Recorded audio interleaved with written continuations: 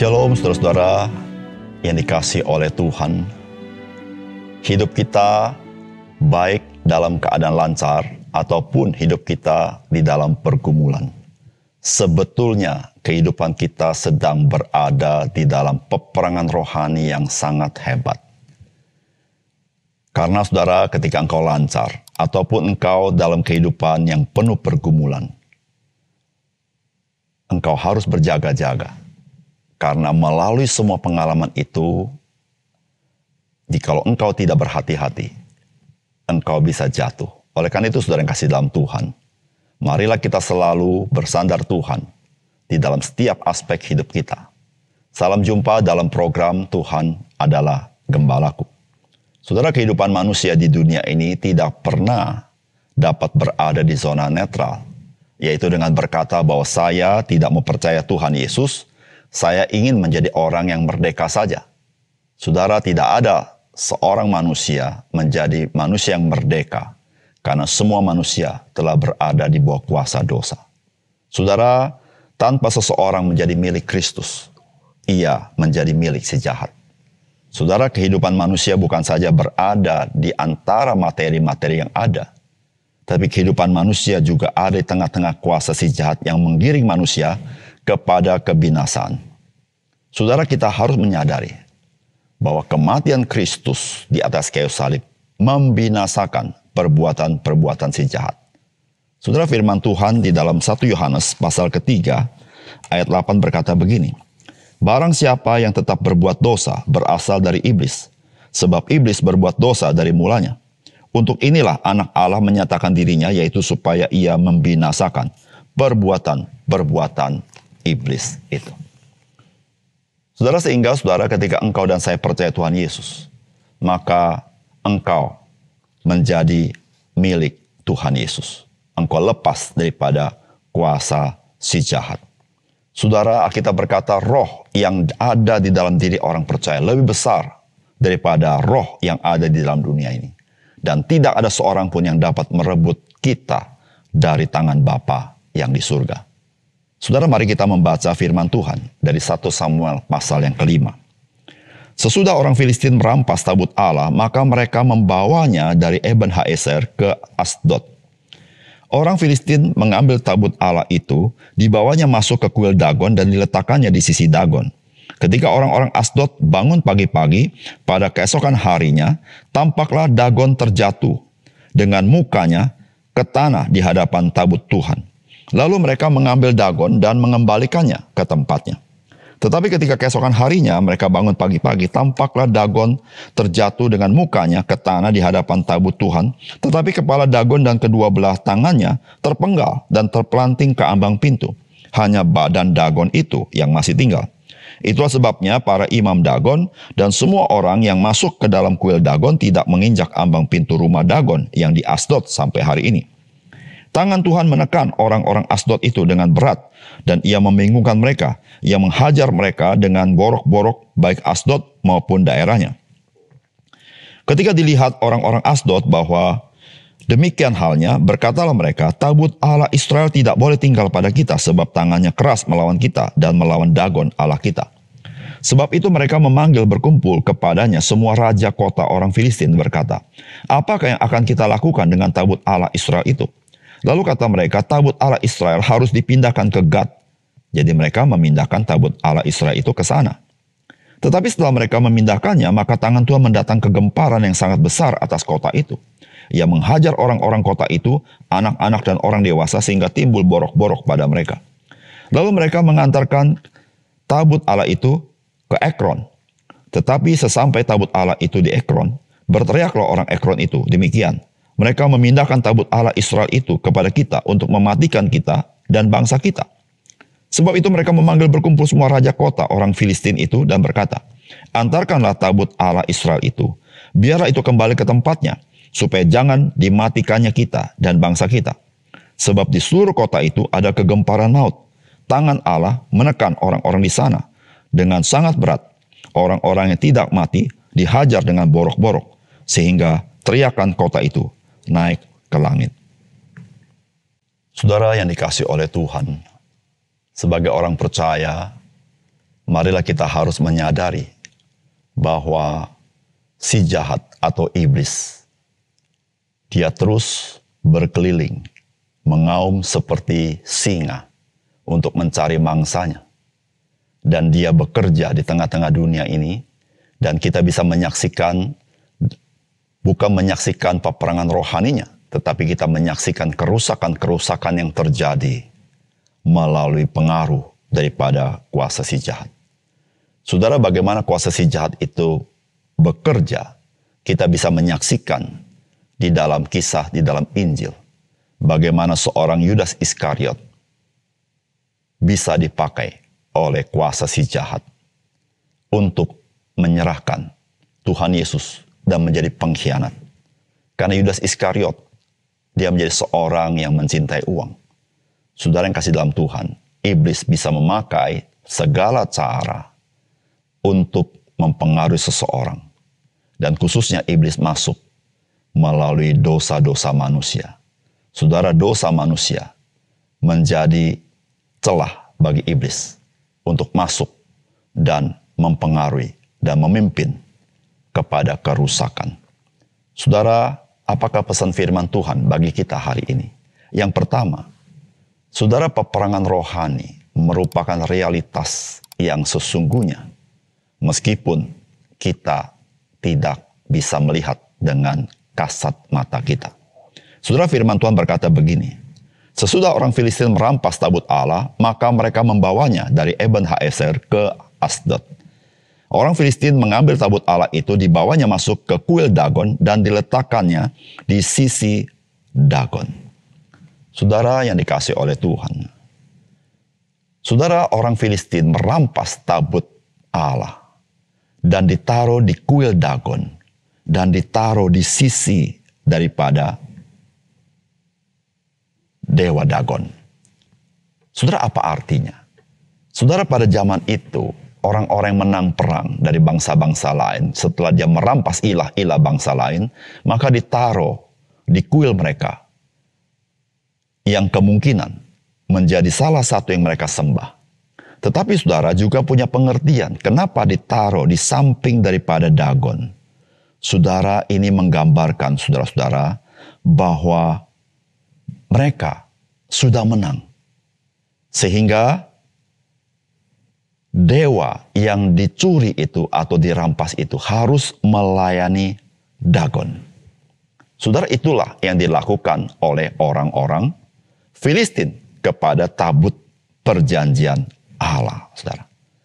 Nah, saudara yang kasih dalam Tuhan, inilah yang digambarkan dalam perjanjian lama. Sesungguhnya kemenangan perang dalam perjanjian lama itu merupakan kemenangan dalam dunia roh.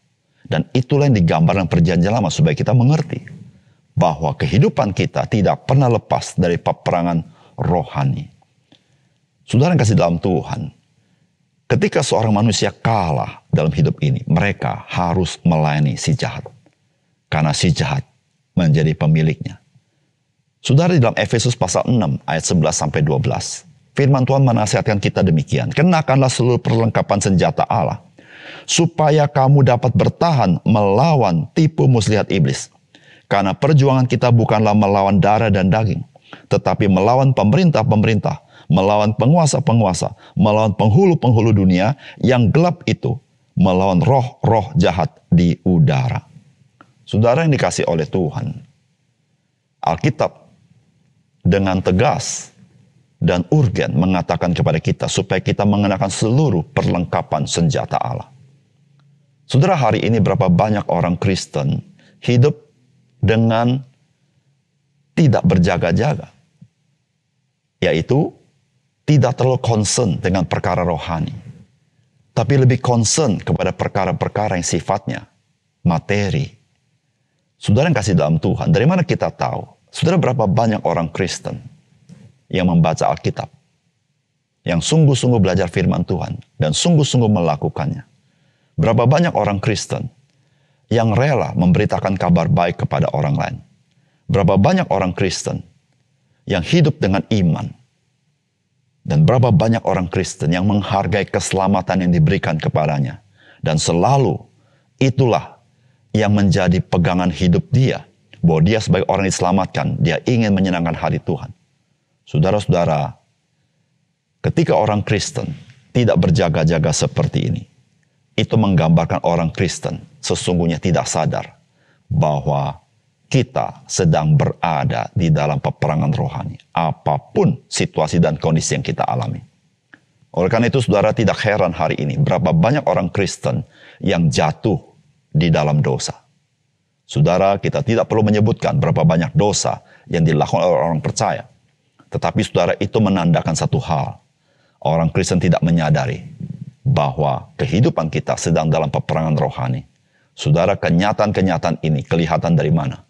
Ketika orang percaya hidup tidak lagi mengalami kemenangan atas dosa-dosa, tetapi hidup yang kalah terhadap dosa. Sehingga hidupnya terus di dalam dosa. Oleh karena itu, saudara yang kasih dalam Tuhan, marilah kita memperhatikan apa yang firman Tuhan katakan. Kita mengenakan seluruh perlengkapan senjata Allah, supaya kita tetap berdiri dan menang di dalam peperangan rohani yang kita alami. Yang kedua, saudara, Tuhan Allah menyatakan bahwa memang dialah Allah yang sejati. Dan segala sesuatu harus takluk di bawah kuasa dan otoritas Tuhan kita. Saudara, firman Tuhan berkata, tangan Tuhan menekan orang-orang Asdod itu dengan berat. Dan ia membingungkan mereka, ia menghajar mereka dengan borok-borok baik Asdod maupun daerahnya.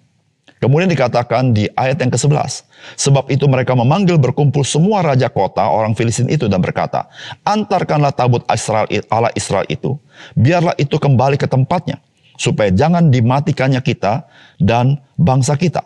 Sebab di seluruh kota itu ada kegemparan maut, tangan Allah menekan orang-orang di sana dengan sangat berat. Saudara yang dikasihi oleh Tuhan, saudara, kota Asdod adalah salah satu kota daripada kota orang Filistin. Saudara, ada 5 kota orang Filistin, yaitu kota utama. Yang pertama Asdod, yang kedua Gad, yang ketiga Ekron, yang keempat Gaza, dan terakhir adalah Askelon. Saudara, pertama-tama tabut perjanjian Allah ada di Asdod, dan tangan Tuhan menghajar orang-orang Asdod dengan borok dan kebinasaan. Lalu mereka membawa dari Asdod ke Gad, dan tangan Tuhan menekan orang-orang Gad, dan terjadi juga borok-borok dan kebinasaan dari orang-orang Gad. Dan kemudian mereka mau pindahkan lagi ke kota yang lain, yaitu Ekron. Dan kota Ekron tidak mau terima tabut perjanjian Allah itu. Karena mereka tahu, kalau tabut itu mereka terima, maka kebinasaan akan datang kepada mereka. Saudara, apa yang kita pelajari dari semuanya ini? Saudara, Tuhan Allah menyatakan, Dia adalah Allah yang sejati. Tidak ada ilah apapun yang sanggup mengatasi Dia. Dia di atas segala sesuatu. Saudara, ketika tabut Allah ditaruh di samping daripada Dewa Dagon, esok harinya Dewa Dagon itu jatuh menyembah tabut Allah itu. Tetapi kemudian orang-orang Filistin menegakkan kembali Dewa Dagon itu. Esokan harinya, apa yang terjadi? Saudara, Dewa Dagon itu jatuh dan tangannya, kepalanya terputus. Saudara-saudara, orang Filistin menganggap menaruh tabut perjanjian Allah di sebelah Dagon, dalam arti bahwa tabut Allah melayani Dagon. Tetapi Tuhan menunjukkan tidak demikian. Seluruh ilah-ilah lain harus tunduk di bawah kaki Tuhan yang maha tinggi. Saudara yang dikasihi Tuhan, satu hal yang kita perlu ingat. Ketika kita diminta atau diperintahkan Tuhan menjadi saksi Kristus, saudara, itu bukan berarti saudara dan saya menolong Tuhan. Tidak. Saudara, Tuhan, Dia sanggup berbuat dengan kedaulatannya sendiri. Tanpa engkau dan saya, Dia sanggup berbuat. Saudara, Tuhan kita bukan Tuhan yang meminta engkau dan saya membela Dia. Tetapi Dialah yang membela kita. Kalau Tuhan memerintahkan kita menjadi saksi Kristus, saudara, satu hal. Karena Tuhan ingin engkau melihat akan keajaiban, kemuliaan, dan kemurahannya. Sehingga engkau bisa bersyukur kepada Tuhan. Karena kita sebagai orang-orang yang sederhana, boleh Tuhan pakai di dalam pekerjaannya. Saudara, oleh karena itu, saudara-saudara yang kasih dalam Tuhan, dengan kesadaran kita menyembah Tuhan di atas segala Tuhan, Raja di atas segala Raja, Dia adalah pencipta segala sesuatu. Dia adalah penebus kita. Saudara, mari kita melayani Dia dengan kesungguhan hati kita. Mari kita hidup seturut kehendak Dia. Saudara yang kasih dalam Tuhan, karena kita melayani Raja di atas segala raja. Dan tidak ada satupun di dalam dunia ini, di bawah kolong langit ini, atau di alam semesta ini, siapapun dia, yang sanggup melampaui Tuhan Allah. Dia adalah di atas segala-galanya. Oleh karena itu saudara, mari kasihlah Tuhan dengan segenap hatimu, segenap pikiranmu, segenap kekuatanmu, dan dengan segenap jiwamu. Karena Dia memang layak menerimanya. Mari kita berdoa. Bapa surga, terima kasih untuk firman Tuhan. Karena melalui firman-Mu kami dicelikan mata rohani kami bahwa sesungguhnya kami sedang berada di dalam peperangan rohani. Jikalau kami tidak melayani Engkau, kami tidak bisa menjadi orang merdeka. Kami melayani diri kami sendiri. Jikalau kami melayani diri kami sendiri, kami tahu ya Tuhan, ada kuasa si jahat yang akan merebut kami dan memimpin kami untuk menghancurkan hidup kami. Oleh karena itu ya Tuhan, ajar kami menghormati Engkau. Engkau yang mengalahkan segala sesuatu, yaitu kuasa-kuasa si jahat. Engkau yang menaklukkan segala sesuatu di bawah kaki-Mu. Ajar kami melayani Engkau, mengasihi Engkau ya Tuhan. Sehingga kami hidup di dalam damai sejahtera yang daripada Tuhan. Terima kasih untuk firman Tuhan. Dalam nama Tuhan Yesus kami berdoa. Amin.